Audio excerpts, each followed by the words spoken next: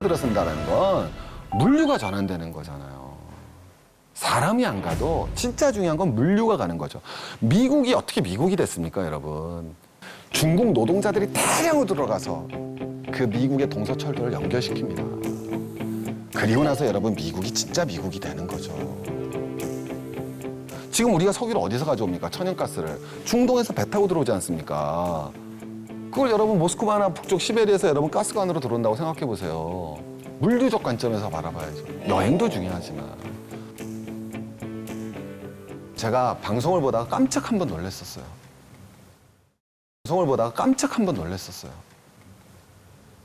남북한이 통일됐을 때 개성공단과 같은 공단이 100개, 200개가 들었었을 때 우리 남한 젊은 청춘들이 일자리를 갖다가 잃어버릴 확률이 높아지지 않겠느냐 이런 걱정을 하시더라고요.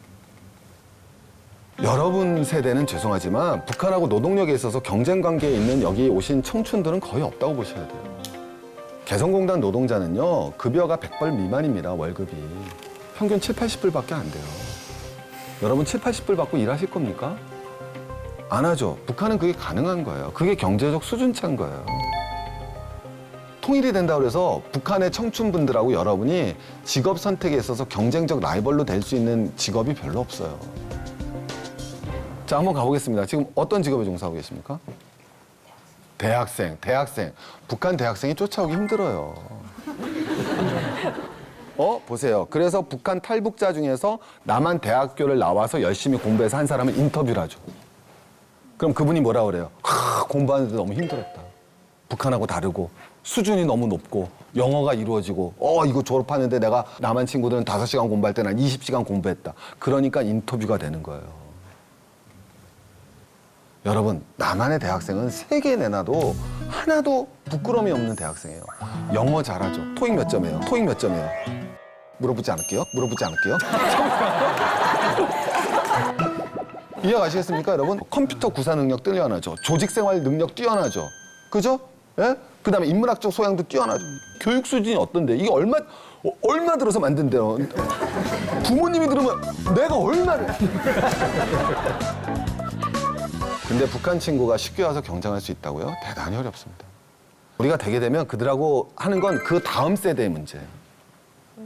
여러분 세대가 아니라 여러분 다음 세대는 그렇게 될 거예요. 같은 교육을 받고 같이 키워놨기 때문에 그때는 혹시 그런 일이 벌어질지도 모르지만 그전엔 그런 일은 굉장히 드문 기우에 불과한 겁니다. 오히려 우린 이런 표현을 합니다. 산업구조조정이란 말을 쓰죠. 그죠? 산업구조조정이 말이 멋있어서 산업구조조정이지 고용을 많이 창출하던 산업에서 자본 집약적인 산업으로 변해나가는 과정입니다. 성냥 공장 하다가 석유화학 공장하고 석유화학 공장하다 반도체 공장하는 거 그게 산업구조조정 아닙니까? 그거 해야 됩니까? 안 해야 됩니까? 해야죠. 앞으로는 4차 산업혁명인데 더 빨리 해야 됩니다. 근데 경제교과서에는 뭐라고 써 있습니까? 산업구조조정을 해야 되지만 이렇게 나오죠.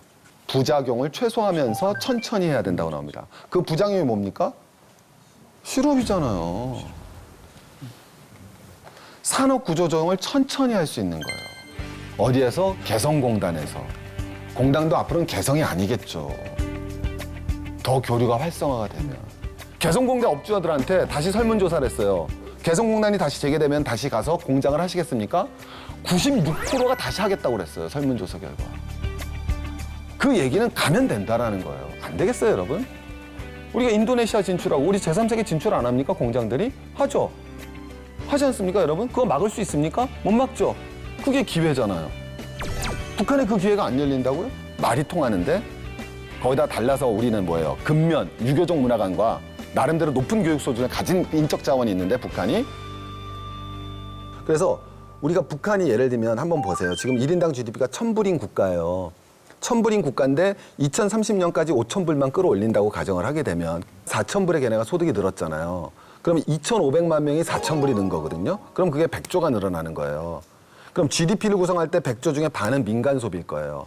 그럼 우리나라의 50조 시장이 커진다라는 거거든요. 두 번째, 우리가 통일이 되잖아요. 뻔히 중국하고 일본이 가만히 있겠어요? 투자가 엄청 들어오겠어요. 2000년대 넘어서게 되면서 우리 피그지라는 국가들이 등장하죠.